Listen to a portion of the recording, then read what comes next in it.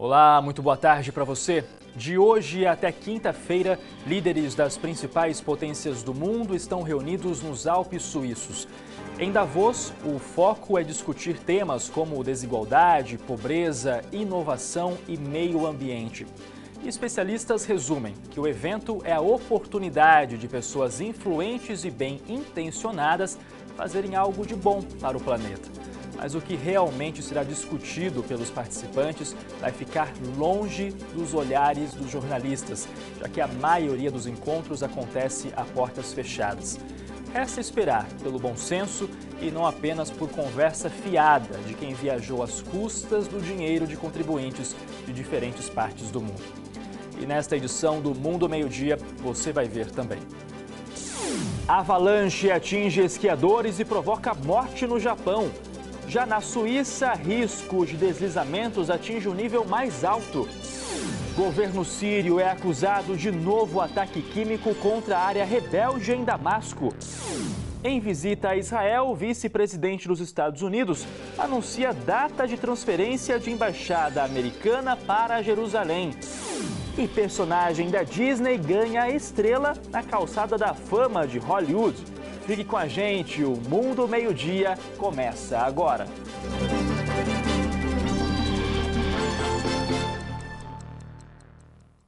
Depois de 3 dias de paralisação das atividades do governo, o Congresso americano chegou a um acordo e aprovou o plano de orçamento do país. Reportagem é da correspondente Heloísa Vilela. Na capital americana, um ar de fim de semana em plena segunda-feira. Poucas pessoas nas ruas e ninguém nas repartições públicas. As visitas à Estátua da Liberdade em Nova York, administrada pelo governo federal, também foram canceladas no sábado e no domingo, o que decepcionou os turistas. Manter a Estátua da Liberdade aberta ao público sai caro, são cerca de $60 mil por dia, mas o governo do estado decidiu pagar a conta. Mas no resto do país, 1/3 dos mais de 400 parques e monumentos permaneceram fechados nesta segunda-feira. Democratas e republicanos decidiram financiar os gastos do governo por mais 3 semanas, enquanto continuam discutindo o orçamento do ano. O Congresso sofre um impasse. Os democratas se recusam a aprovar o orçamento federal deste ano, enquanto os republicanos não votarem uma lei para legalizar os imigrantes que vieram para os Estados Unidos com os pais com menos de 18 anos.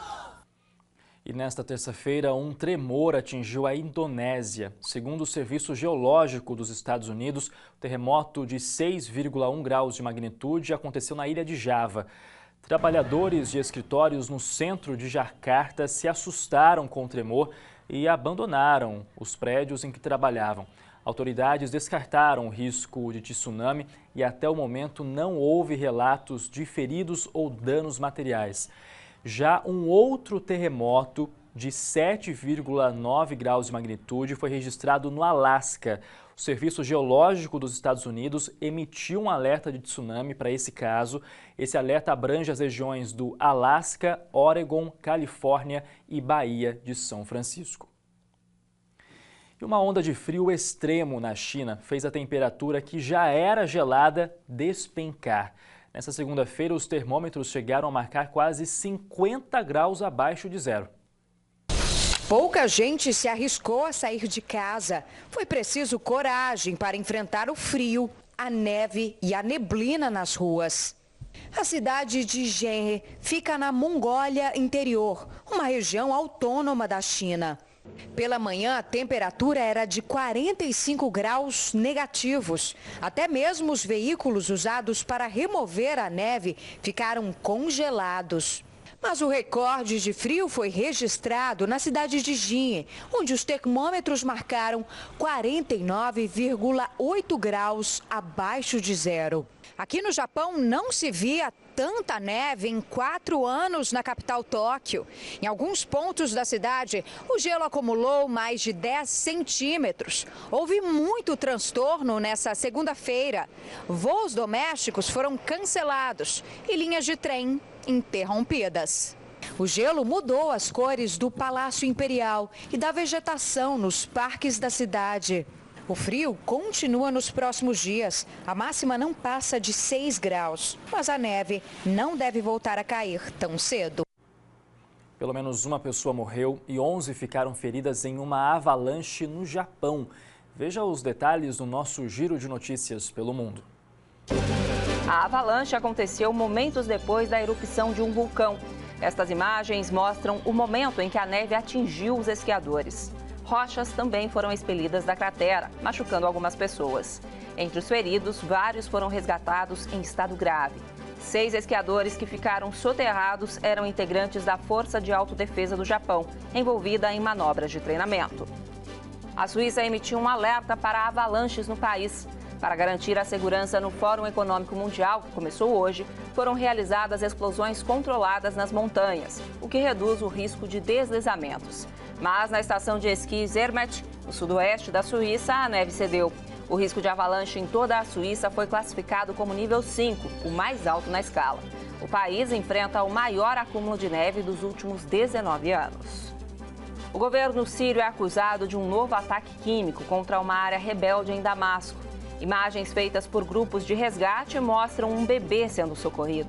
21 pessoas teriam sido envenenadas após bombardeios com gás de cloro na região, dominada por opositores. A ação ainda não foi confirmada pela ONU. Vamos agora ver o que é destaque nos principais veículos de comunicação do mundo. A gente começa aqui com a página do site do jornal argentino Clarín, que destaca o encontro do presidente russo Vladimir Putin com o chefe de governo da Argentina, Maurício Macri. Durante o encontro que aconteceu em Moscou, Putin teria dito que a Argentina segue sendo um dos mais importantes parceiros da América Latina. Já a versão indiana da agência de notícias Reuters cita o discurso do primeiro-ministro da Índia, Narendra Modi, ao Fórum Econômico Mundial, que começou hoje em Davos, na Suíça. Modi, que tenta mostrar aos líderes mundiais o poder econômico da Índia, disse que o protecionismo está ganhando força e a globalização perdendo atratividade. E, para finalizar, o americano The New York Times cita a aprovação do orçamento no Congresso que viabilizou a retomada de servidores públicos americanos ao trabalho. Em visita a Israel, o vice-presidente dos Estados Unidos confirmou que a embaixada americana será transferida para Jerusalém até o fim do ano que vem. Hoje, Mike Pence visita o Museu do Holocausto e o Muro das Lamentações antes de embarcar para Washington. Na última etapa da viagem pelo Oriente Médio, Mike Pence visitou o principal aliado americano na região e fez questão de reafirmar a posição dos Estados Unidos. É uma honra estar aqui em Jerusalém, na capital de Israel, disse Pence. É a primeira visita de um integrante do alto escalão do governo americano depois que Donald Trump reconheceu Jerusalém como capital israelense. No parlamento, o vice-presidente enfrentou protestos de deputados árabes. Já os aliados do governo israelense responderam com aplausos. Pence afirmou que a transferência da embaixada dos Estados Unidos para Jerusalém deve acontecer até o fim de 2019. O primeiro-ministro Benjamin Netanyahu agradeceu pelo que chamou de reconhecimento histórico e afirmou que não existe alternativa à liderança americana nas negociações entre palestinos e israelenses. Antes de chegar em Israel, Mike Pence ouviu de líderes árabes que os Estados Unidos têm o desafio de reconquistar a confiança de países na região. Mas se depender das lideranças palestinas, a mediação americana num acordo de paz não deverá acontecer. E daqui a pouco você vai ver que a Minnie ganhou uma estrela na calçada da fama de Hollywood. E morre aos 78 anos o pai do jazz sul-africano. Mundo Meio-Dia volta já já.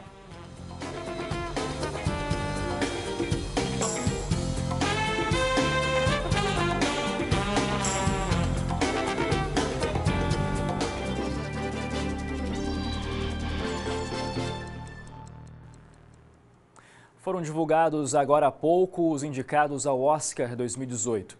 Entre os destaques está o filme A Forma da Água, com 13 indicações. Denzel Washington e Meryl Streep concorrem ao prêmio de melhor ator e melhor atriz, respectivamente. E Guillermo del Toro concorre ao prêmio de melhor diretor. 23 filmes brasileiros foram inscritos na categoria filme estrangeiro, mas infelizmente nenhum foi indicado. A cerimônia de premiação acontece no dia 4 de março e será apresentada por Jimmy Kimmel. E uma das personagens mais famosas do mundo infantil ganhou uma estrela na Calçada da Fama em Hollywood.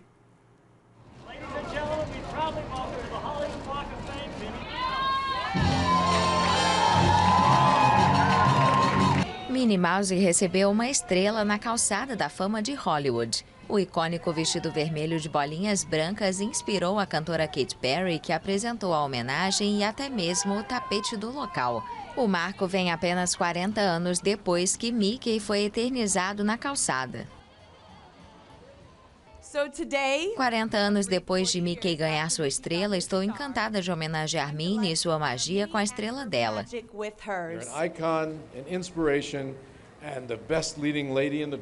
Você é um ícone, uma inspiração e a melhor líder nos negócios. Depois de 90 anos no showbiz, está na hora de ganhar sua estrela. A homenagem foi acompanhada por fãs da personagem.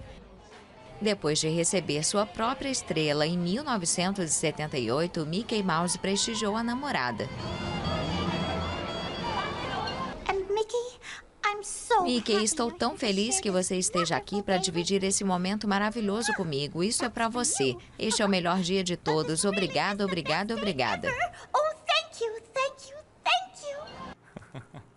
E vamos ver como está a movimentação pelo mundo nessa terça-feira. Como você sabe, são imagens oferecidas pelo serviço de streaming Earthcam. E hoje a gente começa aqui pelo Brasil mesmo, viu? A gente já vê imagens de uma das praias mais famosas do mundo, Copacabana, no Rio de Janeiro. Tempo quente no Rio de Janeiro, temperatura nesse momento é de 30 graus. E o turista, claro, que visita a cidade maravilhosa pode aproveitar muito a tarde, já que o tempo está aberto por lá. Agora a gente vai para o outro lado do mundo. Você vê imagens de Tóquio, no Japão, por dia. O dia, na verdade, lá já está acabando. Agora são 11 horas e 17 minutos. E, como nós dissemos nessa edição do Mundo Meio-Dia, está frio no Japão. Chegou a nevar, inclusive, em Tóquio. Temperatura é de 4 graus. E para terminar o nosso tour de câmeras de hoje, nós vamos para os Estados Unidos. Você vê imagens da Filadélfia, a cidade mais populosa do estado da Pensilvânia e a quinta mais populosa dos Estados Unidos. O dia ainda está começando, mas o movimento já está grande pelas ruas. Agora são 9 horas e 18 minutos. O tempo está chuvoso na Filadélfia nesse momento. Temperatura é de 13 graus. O cantor e compositor norte-americano Neil Diamond anunciou a aposentadoria dos palcos. Prestes a completar 77 anos, ele foi diagnosticado com a doença de Parkinson. Por recomendação médica, ele teve que cancelar a turnê mundial que comemorava os 50 anos de carreira. Neil faria shows na Austrália e na Nova Zelândia em março. Neil Diamond ainda deve trabalhar em composições. Sucesso nas décadas de 70 e 80, ele já vendeu mais de 130 milhões de discos no mundo todo. Entre as músicas de sucesso do cantor está I Am, I Said. I am, I said to no one there, and no one heard at all.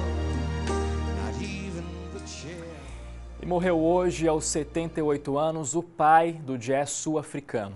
Além de trompetista, cantor e compositor, Hugh Maskela ficou conhecido como uma figura anti-apartheid, movimento que dividia a população africana em grupos raciais.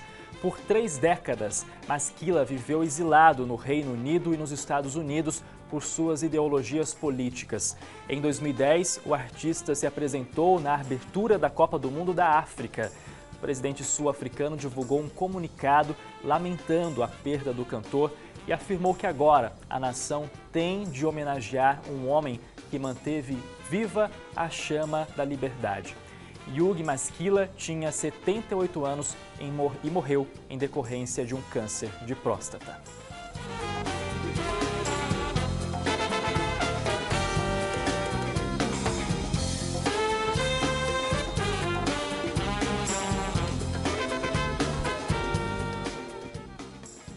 E agora um recado importante. Amanhã, por conta da cobertura especial da Record News sobre o julgamento do ex-presidente Lula, nós não exibiremos o Mundo Meio-Dia, que volta na quinta-feira.